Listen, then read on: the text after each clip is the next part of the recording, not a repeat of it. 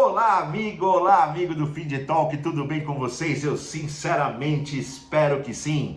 Sexta-feira, 11 de outubro, e eu, Edu Pires, estou aqui para mais um Find Talk, esse momento muito gostoso de interação com vocês. Nós do Tratalks temos uma satisfação enorme em levar e receber conhecimento através dos nossos diversos formatos. Como vocês sabem, aqui no Find Talk, eu pego as notícias da semana, muitas delas veiculadas no nosso outro veículo, Morning Talks, brilhantemente capitaneado pelo Lincoln. Eu espero que todos vocês estejam plugados aí todas as manhãs, 10 minutinhos que valem muito a pena para você sair de casa ou para você no caminho do trabalho estar totalmente antenado com as notícias que fazem diferença no nosso dia a dia. O nosso Find Talk, que normalmente eu pego as notícias da semana e faço aquele wrap-up gostoso, dando os meus 20 centavos de contribuição nessas notícias. Mas, a pedido de vocês, a pedido da nossa qualificadíssima audiência, essa semana a gente faz uma coisa um pouco diferente. Aliás, nas próximas 3 semanas, hoje e nas próximas 2 sextas-feiras, a gente faz um negócio um pouco diferente. Nos foi pedido insistentemente por diversas pessoas através dos nossos canais de comunicação que explorássemos um pouquinho mais profundamente o assunto Drex. Para quem não sabe ainda, a nossa moeda eletrônica de Banco Central, o nosso real digital, que foi apelidado de Drex. Pois bem, a gente vai fazer essa série começando hoje. Para falar sobre Drex e para nivelamento de conhecimento, eu preciso trazer um pouco da história da criptoeconomia para vocês. É o que faremos no dia de hoje, um pouquinho da história da criptoeconomia, das criptomoedas, culminando ao final do dia de hoje com a história do Drex, que a gente vai explorar na próxima sexta-feira, para não tornar um programa muito complexo, muito longo e que vocês percam interesse. Então hoje, a história da criptoeconomia, culminando com a ideia do Drex. Na sexta-feira que vem, um excelente apanhado mais técnico sobre o Drex em si, história de desenvolvimento no Banco Central, momento atual de desenvolvimento, as 14 usabilidades que começam a ser testadas imediatamente, que nós já falamos aqui em programas anteriores, e na outra e na última, no terceiro programa da série, falaremos sobre um pouco de exercício de futurologia. Que nível de revolução, pelo menos os visíveis agora, nós podemos esperar com o lançamento e com a perpetuação das moedas eletrônicas de Banco Central ao redor do mundo.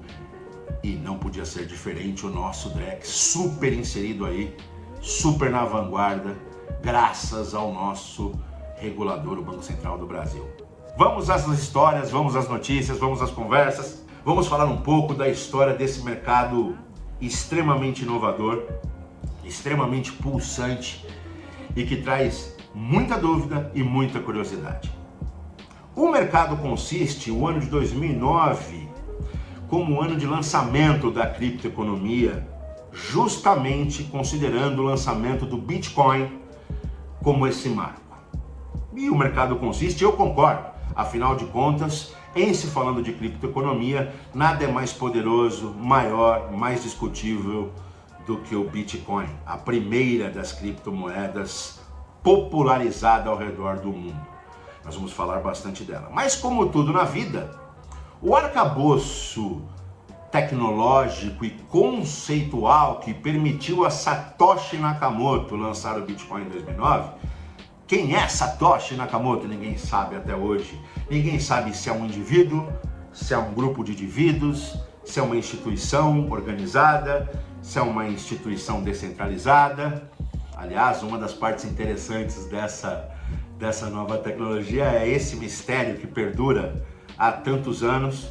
Mas para Satoshi Nakamoto estar preparado para lançar o que veio a ser a história de maior sucesso até então da criptoeconomia mundial, que é o Bitcoin, ele se baseou em conceitos muito anteriormente explorados. Nós encontramos textos que remontam à longínqua década de 50. Sim, galera, não tô louco. Nos anos de 1950, alguns tecnólogos, alguns estudiosos da tecnologia começaram a escrever artigos mencionando que timestamping mais criptografia poderia ser utilizado como base tecnológica de um dinheiro eletrônico, visto que o grande problema do dinheiro eletrônico, dentre outras coisas, além da possibilidade de hacks, de invasão, de fraude, era simplesmente a reutilização do mesmo ativo para mais de um valor. É o que eles chamam de segundo uso, As tentativas rudimentares de dinheiro eletrônico permitiam a pessoa que tinha aquele dinheiro usar aquela tecnologia para mais de uma compra o mesmo valor, E isso tornava absolutamente ineficaz a existência do dinheiro, Fazia com que aquilo não virasse valor de fato, não fosse sério.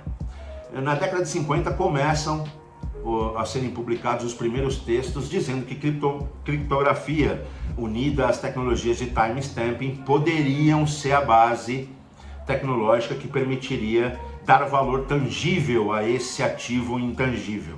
Começa-se então de forma muito rudimentar a explorar as tecnologias. Obviamente naquela época essas publicações elas tinham um cunho muito mais conceitual, haja visto o fato da própria tecnologia não ser suficiente. Não existia capacidade de processamento necessária para transacionar alguma coisa online, real time, com tamanha infraestrutura de criptografia. Mas começa-se lá na longínqua década de 50, sim, os primeiros textos que dão base aos arcabouços que foram sendo desenvolvidos e que culminaram com o lançamento do Bitcoin em 2009. Também no longínquo ano de 1998, portanto 11 anos antes do lançamento do Bitcoin, dois acontecimentos são reconhecidamente, universalmente tidos como bases, como parte integrante da intelectualidade que está por trás do Bitcoin.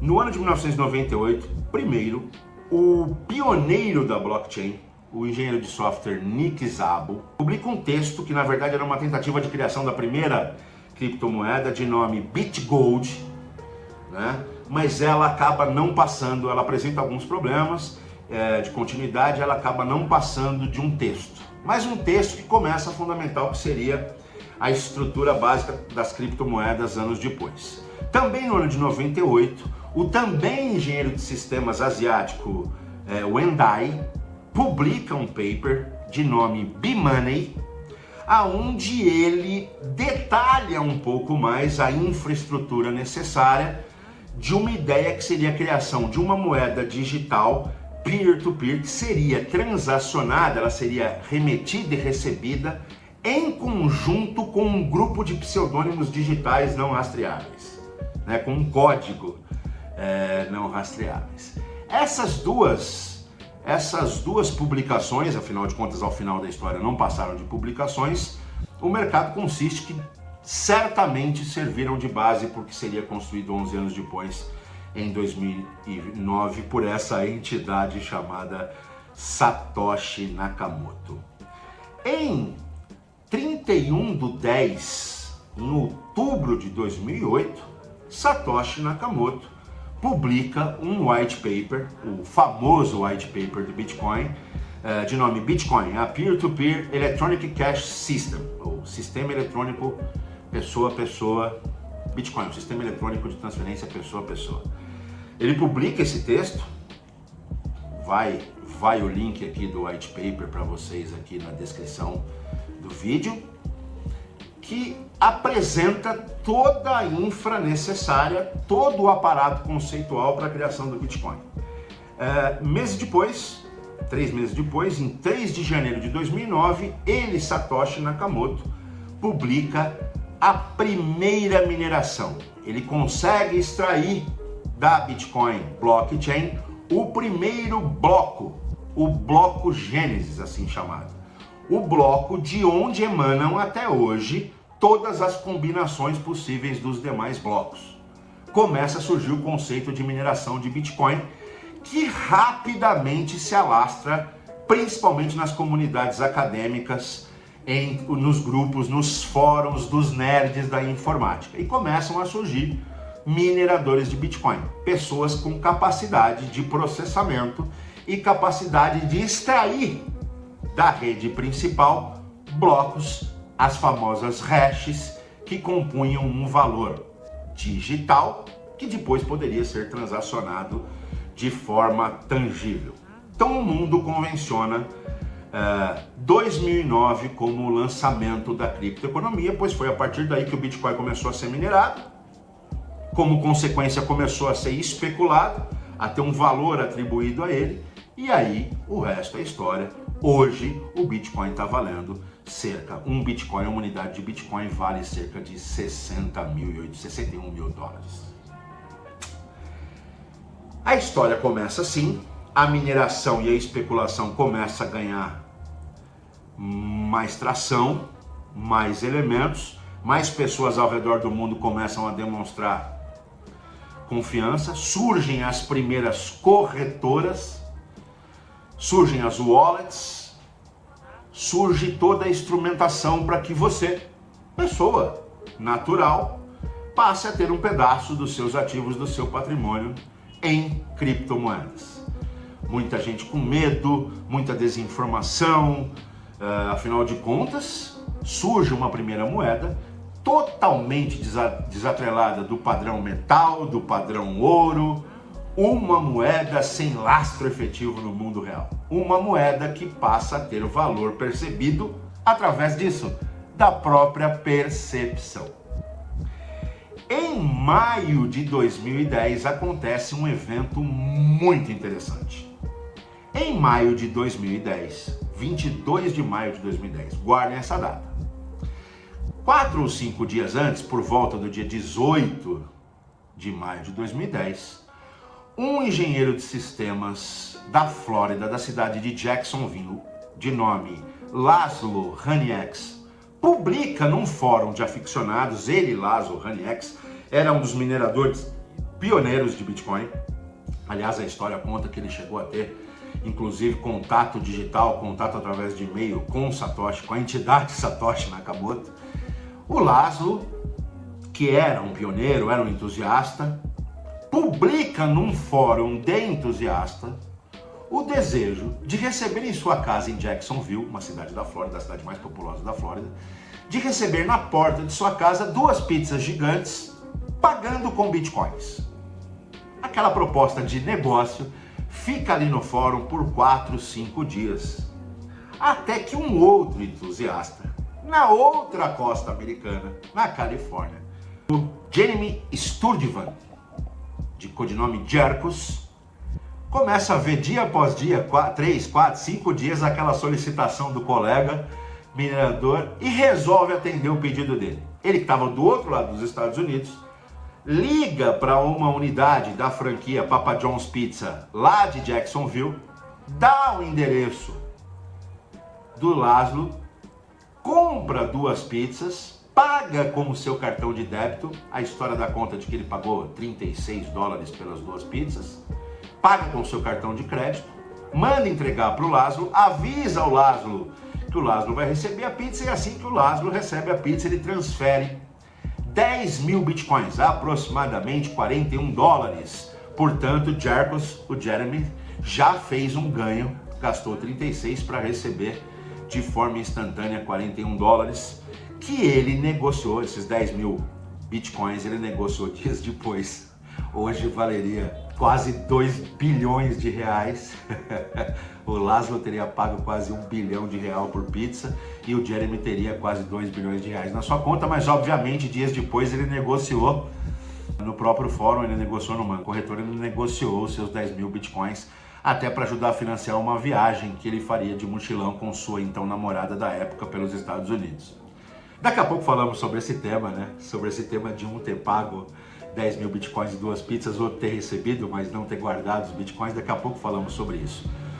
Mas o fato é, o dia 22 de maio, que é quando o Laszlo recebe e efetivamente faz a transferência dos 10 mil bitcoins para Jeremy, é reconhecido desde então como o Pizza Day. Todos os dias 22 de maio, os entusiasmas da criptoeconomia vão comer uma pizza.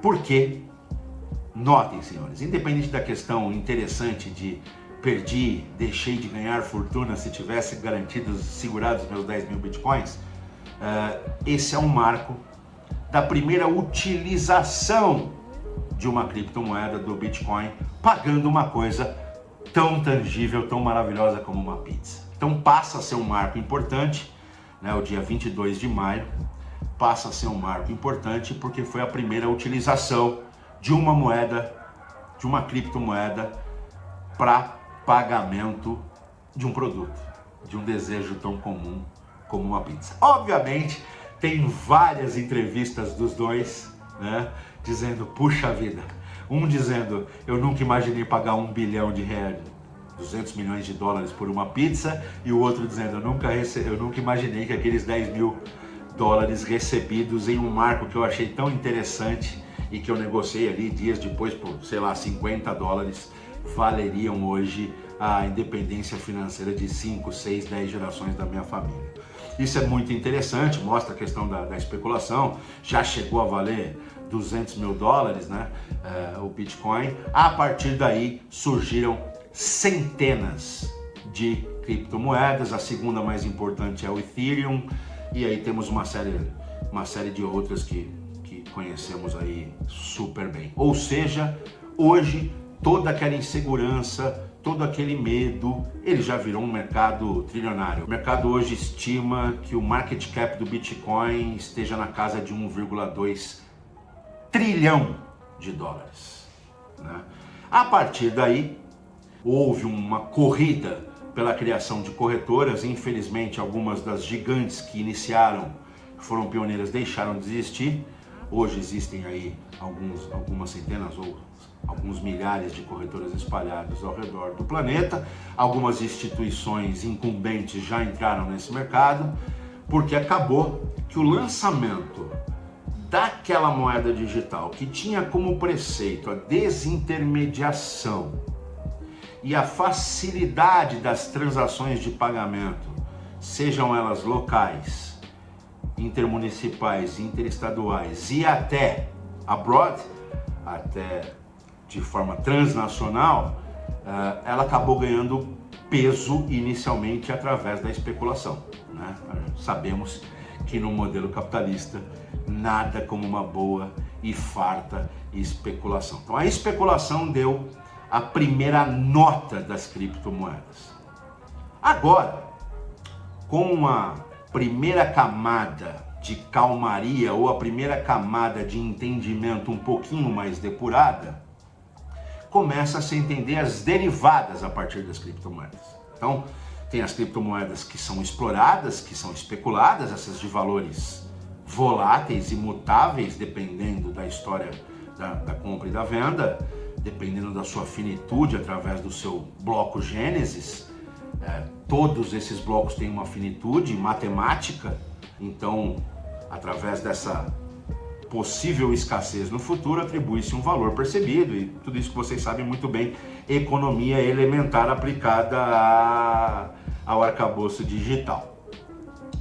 Começa a se entender algumas derivadas. A primeira delas foram as stablecoins, a criação de moedas digitais para atender dores específicas, transações específicas, e que não tem valor especulativo porque são atreladas ao valor de uma moeda fiat. Normalmente são atreladas ao dólar, a principal moeda ao redor do mundo, né? As stablecoins. Então, foram criadas para transações de pagamento específicas. Transações de pagamento que requeriam de forma urgente uma desintermediação, que requeriam de forma urgente a não necessidade de transação de dinheiro tangível, que torna muito caro uma transação. Então se criaram, a primeira derivada são as stablecoins, as moedas estáveis lastreadas em moedas reais, em moedas fiat, como se diz. Normalmente lastreadas ao dólar, ao euro, né?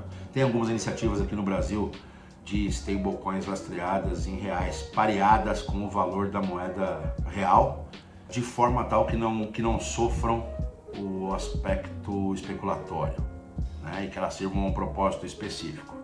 Hoje acredita-se no mercado que a utilização da criptomoeda para essas transações específicas seja o primeiro caminho, o mais pavimentado, o mais seguro para crescimento da criptoeconomia. E com base nas stablecoins, alguns bancos centrais ao redor do mundo resolveram tomar para si a responsabilidade de criar uma stable lastreada na sua moeda. E no Brasil, essa moeda é o Drex. Foi dado o nome de Drex para o real digital. Está sendo criado como Pix dentro do próprio arcabouço tecnológico do Banco Central. Foram-se abertas diversas consultas públicas para entendimento das necessidades, para entendimento de que arcabouço regulatório e tecnológico deveria ser usado. Vários consórcios estão participando dessa criação e temos, no nosso fim de talk da semana retrasada, falamos um pouco das 14 primeiras usabilidades que serão tratadas com os consórcios que estão participando do sandbox regulatório do Banco Central, regulatório tecnológico. Então já temos aí as primeiras 14 utilizações da tecnologia Drex sendo efetivamente desenvolvidas por diversos consórcios ou entidades independentes que estão lá posicionadas junto ao regulador brasileiro.